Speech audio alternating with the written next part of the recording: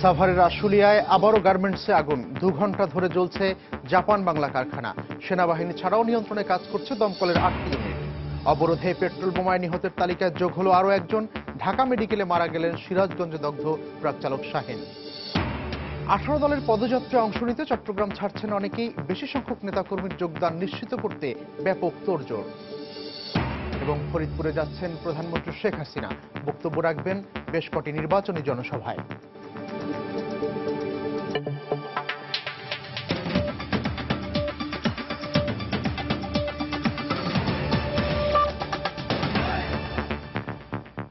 সময় সংবাদে সঙ্গে আছি আমি মিজানুর রহমান খবির।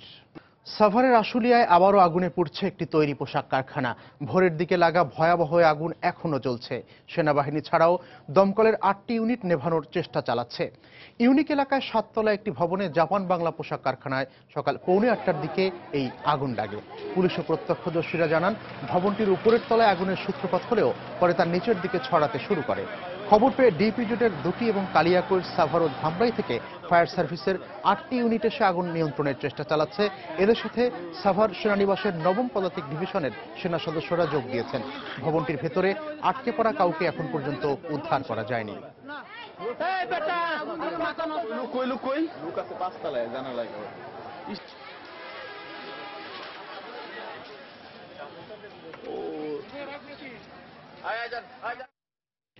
আগুন লাগার এই সর্বশেষ পরিস্থিতি জানতে আমরা এখন সরাসরি টেলিফোনে কথা বলছি আমাদের সাভার প্রতিনিধি মোজাফফর হোসেন জয়ের সঙ্গে। জয়, আগুনের সর্বশেষ পরিস্থিতি কি, আর ভেতরে আটকা পড়াদের এখন কি অবস্থা? কবির, আপনি যেমনটি বলছিলেন, ভিতরে যারা আটকা পড়ে আছে তাদের ব্যাপারে এখনো পর্যন্ত আমরা কিছু নিশ্চিত হতে পারিনি।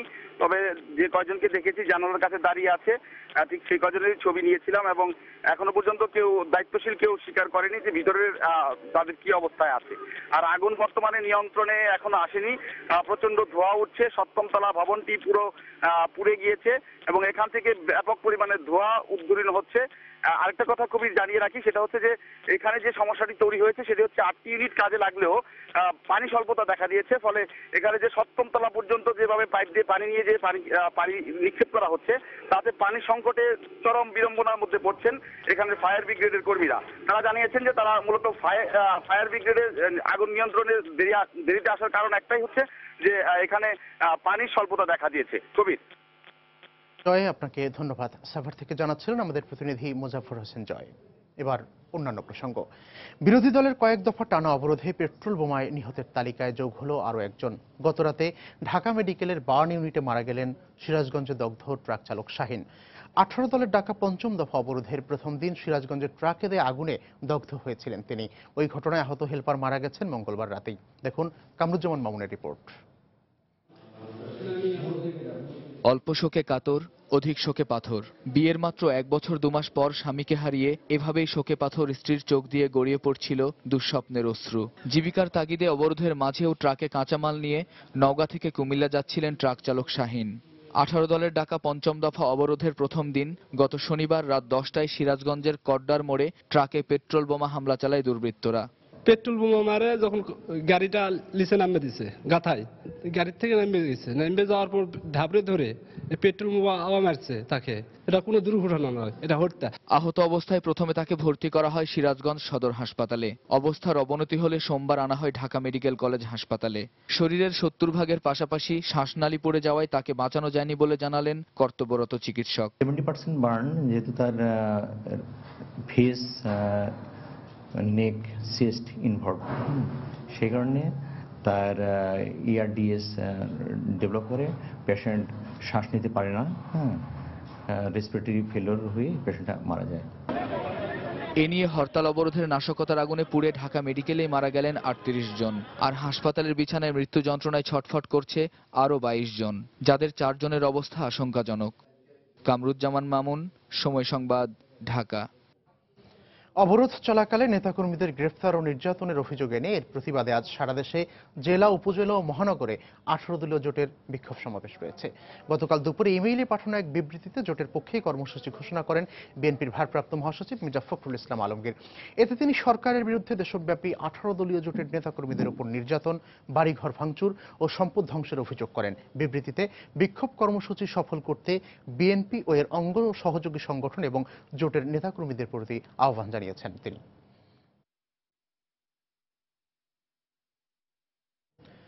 এদিকে গতকাল সন্ধ্যার পর দেওয়া অপর এক বিবৃতিতে মির্জা ফখরুল বিএনপি চেয়ারপারসনের বাসা ও গুলশান কার্যালয়ের সামনে অতিরিক্ত পুলিশ মোতায়েনের নিন্দা জানিয়েছেন। এদিকে বিএনপি নেতৃত্বাধীন 18 দলের ঢাকামুখী পদযাত্রায় যোগ দিতে চট্টগ্রাম ছাড়তে শুরু করেছেন অনেকেই। রোববার কর্মসূচির আগ মুহূর্তে সরকার বাধা সৃষ্টি করতে পারে এমন আশঙ্কা থেকে জোটের নেতাকর্মীরা আগেভাগে ঢাকায় পৌঁছাতে চান। তবে কিছুটা সমন্বয়হীনতা থাকলেও বেশি সংখ্যক নেতাকর্মীর যোগদান নিশ্চিত করতে শুরু হয়েছে ব্যাপক তোড়জোড়। বিস্তারিত জানাচ্ছেন কমল দে। বিএনপির প্রতিষ্ঠা লগ্ন থেকে যে কোনো কেন্দ্রীয় কর্মসূচিকে সফল করতে বড় ধরনের ভূমিকা পালন করে চট্টগ্রামের নেতারা।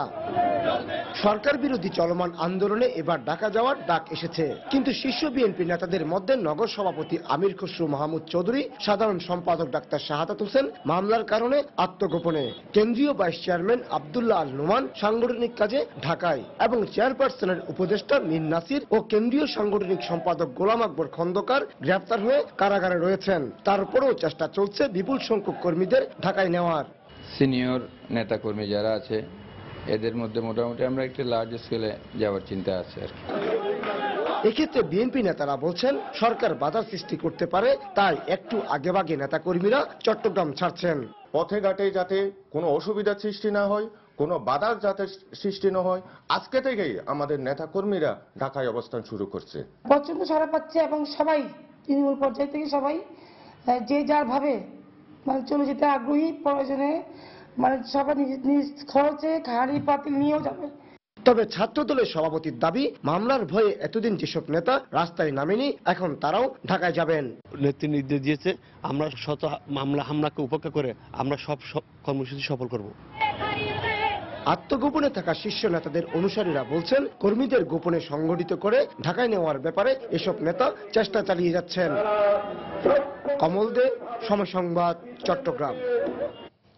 এদিকে এই পদযাত্রা কর্মসূচি সাড়া ফেলেছে রাজশাহী তৃণমূল নেতাদের মাঝেও। এর মধ্যে ওয়ার্ড ও উপজেলা পর্যায়ে শুরু হয়েছে ব্যাপক সাংগঠনিক তৎপরতা। এক্ষেত্রে কোনো ধরনের বাধা এলে তা প্রতিহত করার কৌশল নিয়েও চলছে আলাপ আলোচনা। বিস্তারিত মেহেরুল সুজনের রিপোর্টে। বিএনপি চেয়ারপারসন বেগম খালেদা জিয়ার মার্চ ফর ডেমোক্রেসি কর্মসূচি ঘোষণার পর থেকেই পাড়া মহল্লায় নেতাকর্মীরা প্রস্তুতি নিচ্ছেন ঢাকা অভিযাত্রার। এমন দাবি করে জেলা বিএনপির নেতারা জানান, চলমান আন্দোলনের সাফল্য প্রাপ্তির টার্গেট পয়েন্ট হিসেবে গ্রহণ করে নতুন এই কর্মসূচি সফল করতে সব ধরনের প্রস্তুতি চলছে দলের বিভিন্ন স্তরে। রাজশাহী জেলার যে কয়েকটি থানা আছে, 9টি থানা, 14টি পৌরসভা এবং মহানগর সহ সারা রাজশাহী জেলাতে একটি রব পড়ে গেছে যে 29 তারিখে যেতেই হবে। উপজেলা ও ইউনিয়ন পর্যায়েও 18 দলীয় জোটের নতুন এই কর্মসূচি উদ্দীপনা তৈরি করেছে বিএনপি ও এর অঙ্গ সংগঠনগুলোর নেতাকর্মীদের মধ্যে। ম্যাডামের কথা শোনার পর থেকে বিপুল উৎসাহ, সবাই ঢাকা যাওয়ার জন্য আমার কাছে ফোন করছে, বুঝে ঢাকা যাবো। তো গাড়ির ব্যবস্থা হয়তো আমরা করতে পারবো না, পরে বাধ্য হয়তো ট্রাক, এমন সিদ্ধান্ত নিয়েছি যে আমরা যে করিমন নসিমন আছে এই নিয়েও আমরা যেতে পারি। তৃণমূল পর্যায়ে যে সমস্ত আমাদের নেতাকর্মী আছে সকলের সঙ্গে আমরা মত বিনিময় করে একযোগে আগামী শুক্রবারের নাইটে রওনা দিয়ে চলে যাব। ঢাকা অভিযাত্রা কর্মসূচিতে সরকার বাধা দিতে পারে এমন শঙ্কার কথা জানিয়ে বিএনপির তৃণমূলের নেতাকর্মীরা বলছেন, যেখানে বাধা আসবে সেখানেই প্রতিহত করার প্রত্যয় নিয়েই তারা ঢাকা রওনা হবেন। গণতন্ত্র অক্ষুণ্ণ রাখার জন্য এতে আমার মতো হাজার হাজার মানুষ জানবাজি রাখবে এবং এই রাস্তা হাইটে হলেও ঢাকা যাওয়ার চেষ্টা করবে। আমাদেরকে পতাকা নিয়ে, দেশের পতাকা নিয়ে ডাকছে, আমাদেরকে যদি এখানে বাধা আমরা সেখানে প্রতিহত করব। বিএনপি নেতারা জানান, সরকার নতুন এই কর্মসূচি বানচাল করতে যাতে না পারে সেজন্য অনেক নেতাকর্মী বুধবার দুপুরের পর থেকেই ঢাকার উদ্দেশ্যে রাজশাহী ছাড়তে শুরু করেছেন। মেহেরুল সুজন, সময় সংবাদ, রাজশাহী। সময় সংবাদে আরো থাকছে, টানা অবরোধ হরতালে প্রায় 2 মাস ধরে রোজগার না থাকায় ঋণের দায়ে জর্জরিত রংপুর অঞ্চলের লাখ লাখ নিম্ন আয়ের মানুষ।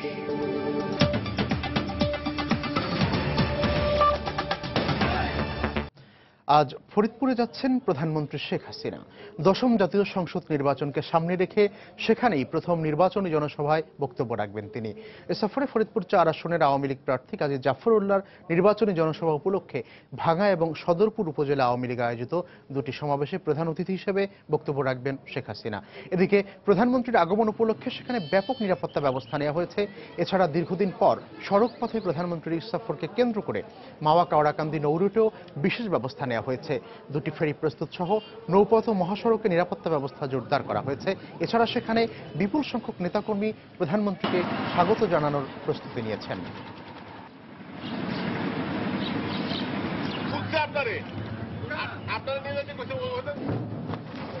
গাজীপুরের টঙ্গীতে গতকাল ককটেল বানানোর সময় বিস্ফোরণে 3 জন গুরুতর জখম হয়েছেন। তাদের মধ্যে একজনকে আশঙ্কাজনক অবস্থায় ঢাকা মেডিকেল কলেজ হাসপাতালে পাঠানো হয়েছে। এই ঘটনায় এক নারীকে আটক এবং ঘটনাস্থল থেকে 6টি তাজা ককটেল 3 রাউন্ড গুলি উদ্ধার করেছে পুলিশ। পুলিশ জানায়, এদিন বিকেলে টঙ্গীর হিমার দিঘি এলাকার একটি দোতলা বাড়িতে বিকট শব্দে বিস্ফোরণের ঘটনাটি ঘটে। এতে ঘটনাস্থলে থাকা 3 জন আহত হন। এ ঘটনায় শাহিন নামে একজনকে গুরুতর আহত অবস্থায় উদ্ধার করে টঙ্গী সরকারি হাসপাতালে ভর্তি করে এলাকার লোকজন। অবস্থার অবনতি হলে তাকে ঢাকা মেডিকেল কলেজ হাসপাতালে পাঠানো হয়। এদিকে খবর পেয়ে ঘটনাস্থল পরিদর্শন করেন পুলিশের ঊর্ধ্বতন কর্মকর্তারা। আহত অন্য 2 জনের খোঁজ পাওয়া যায়নি বলে জানিয়েছে পুলিশ।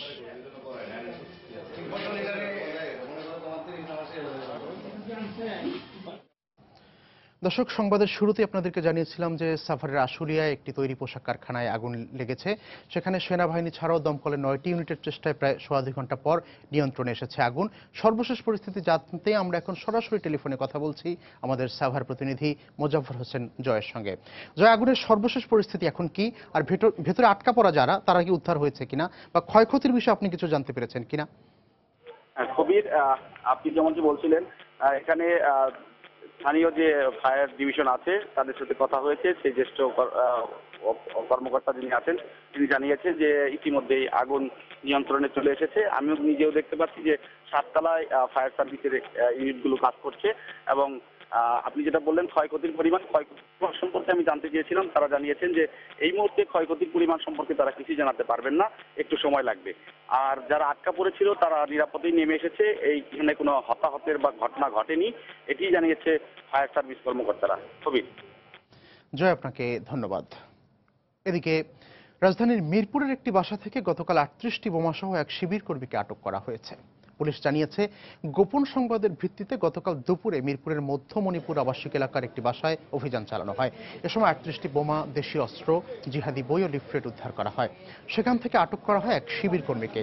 পুলিশের দাবি, নাশকতার জন্য এই বোমাগুলো ওই বাসায় মজুত করে রাখা হয়েছিল।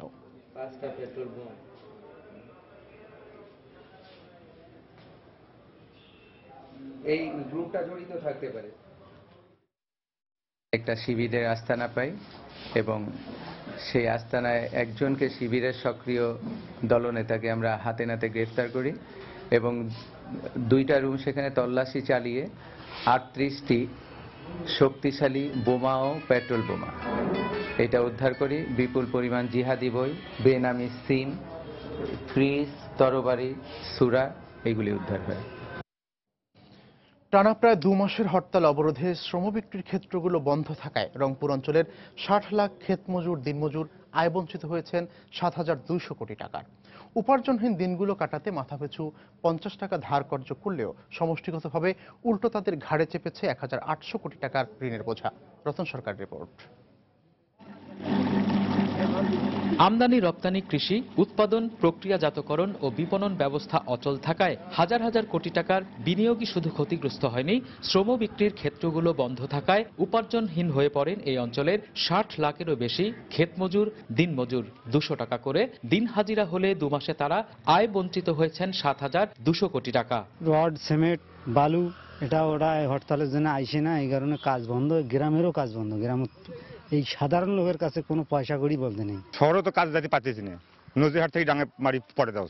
একদিন কাজ না পেলে ধার কর্য ছাড়া উপায় থাকে না এইসব দিন মজুরের। মাসের পর মাস বেকার থাকায় হয় উপবাস, নয়তো ঋণ বেড়েছে তাদের। একটি দিন পার করতে 50 টাকা লাগলে সমষ্টিগতভাবে এর পরিমাণ 1,800 কোটি টাকা। 200 নিচ্ছি, ওর কাছে 100 নিচ্ছি, যে হরতাল শেষ হবে কামাই করে দেবো, ইনকাম করে দেবো, কিন্তু তো হরতাল তো আর শেষ হচ্ছে না। আমরা খেটে খাওয়া মানুষ, আমাদের কোনো ডিপোজিট নাই। একদিন কর্ম না করলে আমাদের সংসার চলবে না। শ্রমিক মজুর আন্দোলনের সঙ্গে সংশ্লিষ্টরা বলছেন, এই অচলায়তন ব্যাপক এবং দীর্ঘ হওয়ায় আসলে ভেঙে গেছে দিন এনে দিন খাওয়া মানুষের জীবন ব্যবস্থা। যারা আজকে 300-400 টাকা আয় করতেন, তারা আয় বন্ধ হয়ে গেছে এবং একটা পরিবার গড়ে 5 জন করে সদস্য থাকলে তারা এখন অনেকেই মানে জীবনযাত্রার মানটা একদম নিম্নগামী হয়ে গেছে। বিশেষজ্ঞরা বলছেন, গ্রামীণ কৃষি অর্থনীতির ক্রমবিকাশের ফলে বদলে যেতে শুরু করেছিল উত্তরের শ্রমজীবী মানুষের জীবনধারা, কিন্তু হরতাল অবরোধের রাজনীতি আবার তাদের ফেলে দিয়েছে দারিদ্র্যের সেই চোরাবালিতেই। রতন সরকার, সময় সংবাদ, রংপুর। আরেকবার জানিয়ে দিচ্ছি এখন পর্যন্ত শীর্ষ সংবাদগুলো। সাভারের আশুলিয়ায় আবারও গার্মেন্টসে আগুন, সেনাবাহিনী ছাড়াও দমকলের 9টি ইউনিটের চেষ্টায় সোয়া 2 ঘন্টা পরে নিয়ন্ত্রণে। অবরোধে পেট্রোল বোমায় নিহতের তালিকায় যোগ হলো আরও একজন, ঢাকা মেডিকেলে মারা গেলেন সিরাজগঞ্জে দগ্ধ ট্রাক চালক শাহিন। 18 দলের পদযাত্রায় অংশ নিতে চট্টগ্রাম ছাড়ছেন অনেকেই, বেশি সংখ্যক নেতাকর্মীর যোগদান নিশ্চিত করতে ব্যাপক তোড়জোড়। এবং ফরিদপুরে যাচ্ছেন প্রধানমন্ত্রী শেখ হাসিনা, বক্তব্য রাখবেন বেশ কটি নির্বাচনী জনসভায়।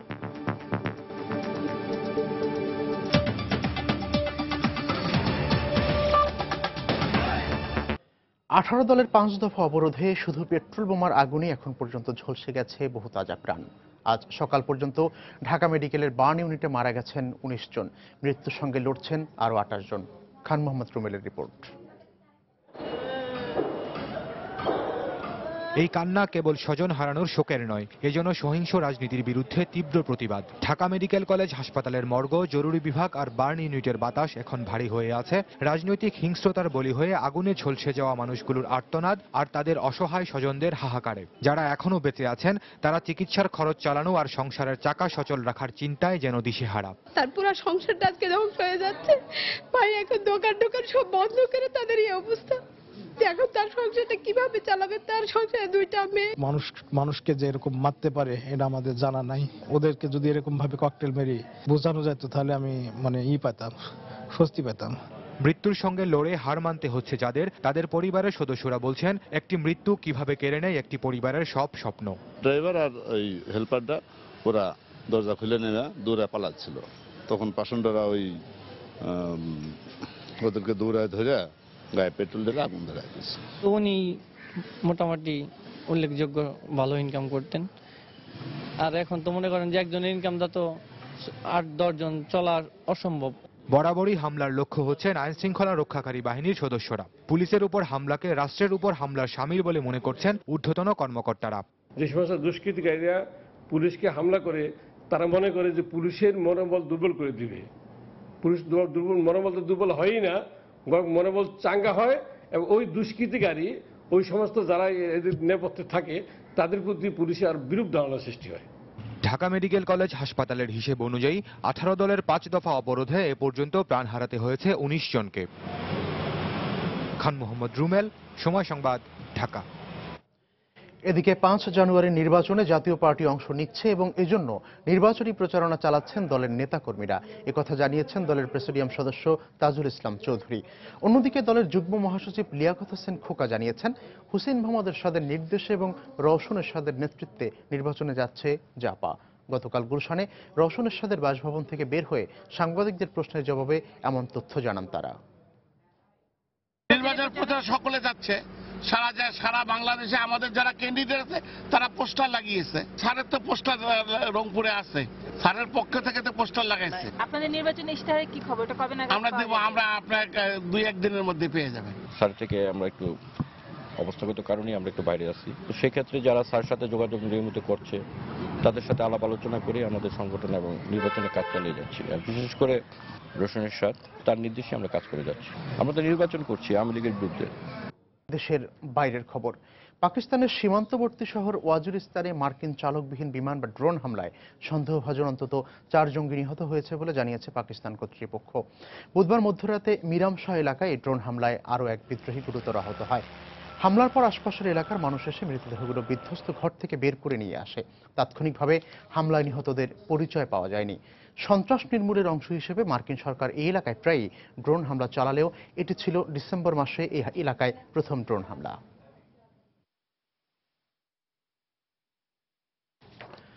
ইরাকের রাজধানী বাগদাদে বড়দিনের উৎসবস্থলে গাড়ি বোমা বিস্ফোরণ অন্তত 24 জন নিহত ও বেশ কয়েকজন আহত হয়েছে। গতকাল বাগদাদের দৌরা এলাকায় একটি চার্চের কাছে পার্কিংয়ে রাখা গাড়িতে বিস্ফোরণ হলে হতাহতের এই ঘটনা ঘটে। নিহতদের মধ্যে অধিকাংশই খ্রিস্টান সম্প্রদায়ের। ইরাকে প্রায় এক দশক পর এবার প্রথম বড়দিনের আয়োজন করা হয়েছিল, কিন্তু বোমা বিস্ফোরণের ঘটনায় সব পণ্ড হয়ে যায়। একই দিন আফগানিস্তানের কাবুলে মার্কিন দূতাবাসের আঙিনায় দুটি রকেট হামলা চালিয়েছে সন্দেহভাজন জঙ্গিরা, তবে এতে হতাহতের কোনো খবর পাওয়া যায়নি। তালেবানের পক্ষ থেকে হামলার দায় স্বীকার করা হয়েছে।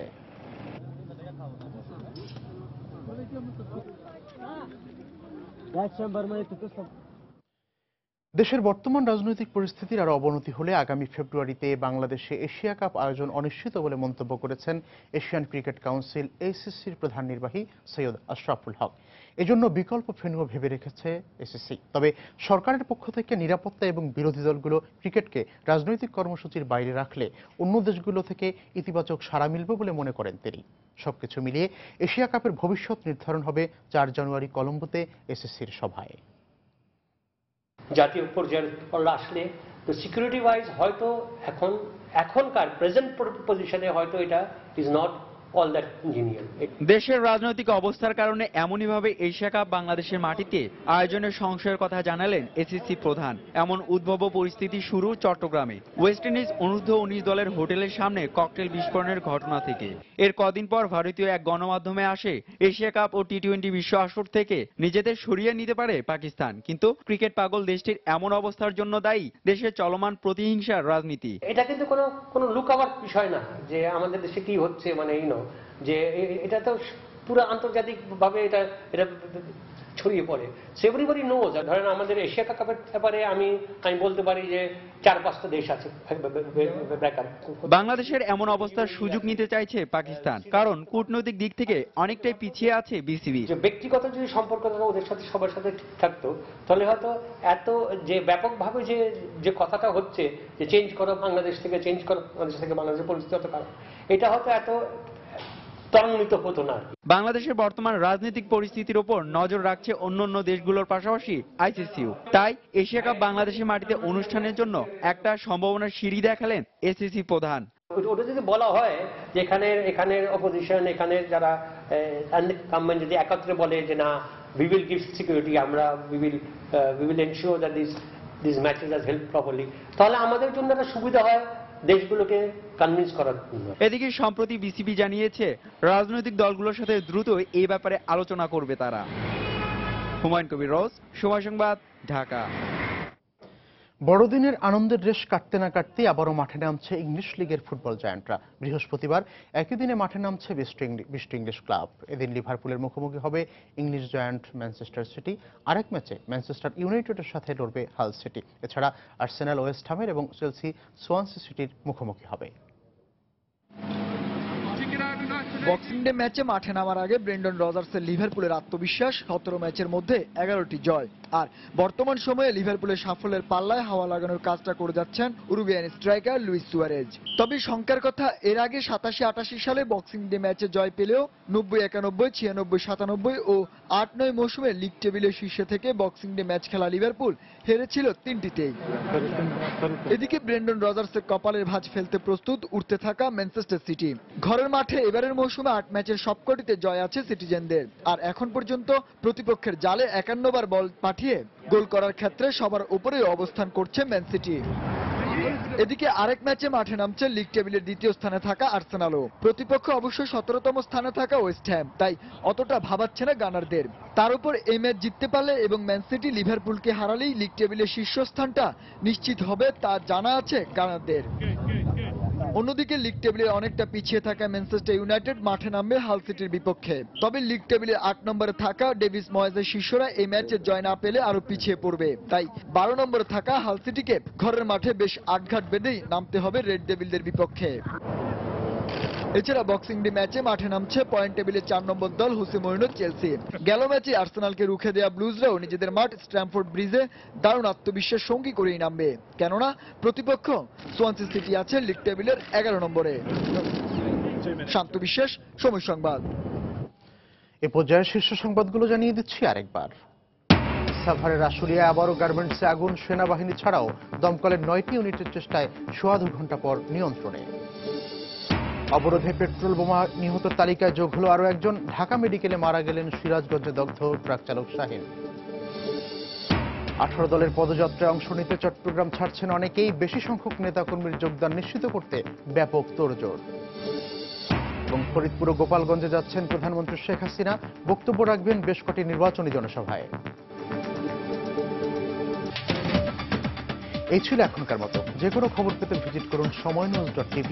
এছাড়া এইমাত্র পাওয়া খবর আপনার মোবাইলে পেতে SMS করুন *BN লিখে পাঠিয়ে দিন 16242 নম্বরে। সঙ্গে থাকুন সময়ের।